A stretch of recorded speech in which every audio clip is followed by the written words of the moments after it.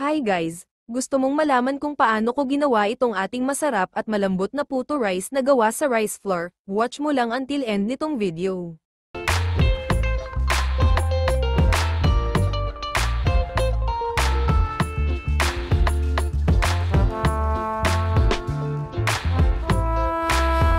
Ito po ang kumpletong listahan ng ating mga sangkap.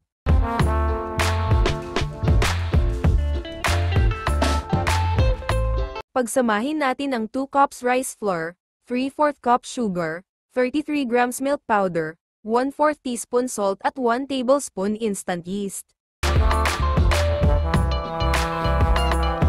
Haluing mabuti.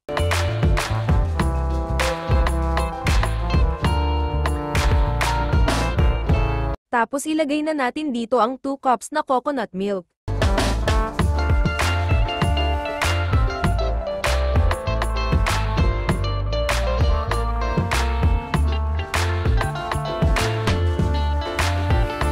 Haluing mabuti.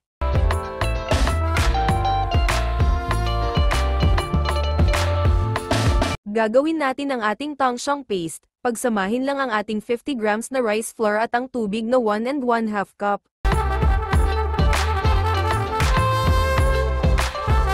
Dapat mahina lang ang ating apoy dito, at huwag nating tigilan kahalo hanggang maging paste na ito.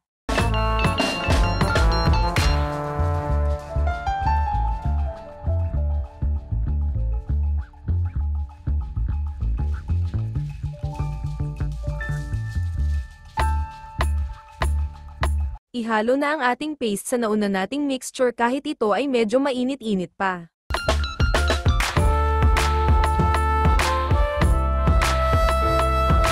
Haluing mabuti.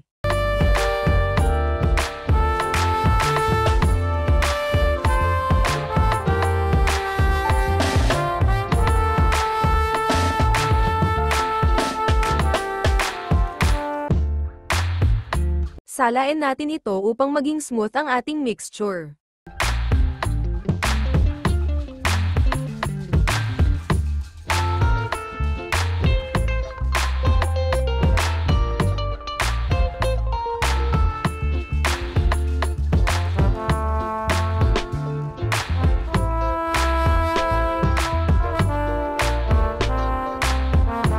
Takpan natin ito at paalsahin ng mga 1 oras o hanggang mag-double size na ito.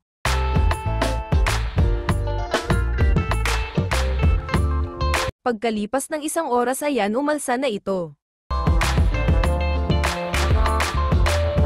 Haluin naman natin ito uli.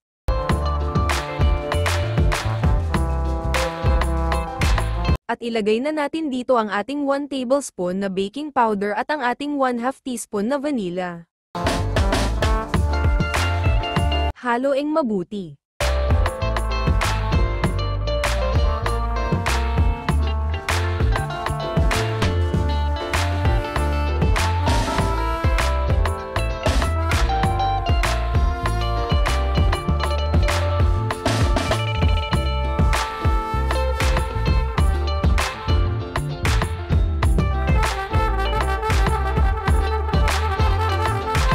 Isalin na natin sa nakahanda na nating molder.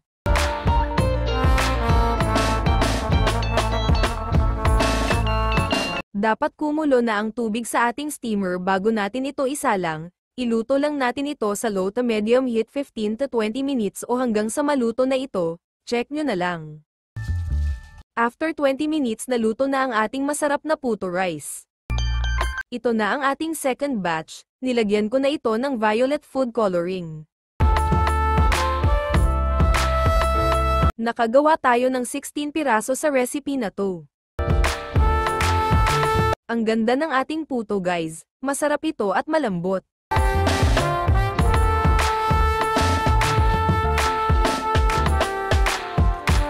Sana nagustuhan nyo ang recipe na to. At kung gusto mo pang mapanood ang susunod kong upload na video pakipindot na lang ang like at ang subscribe button.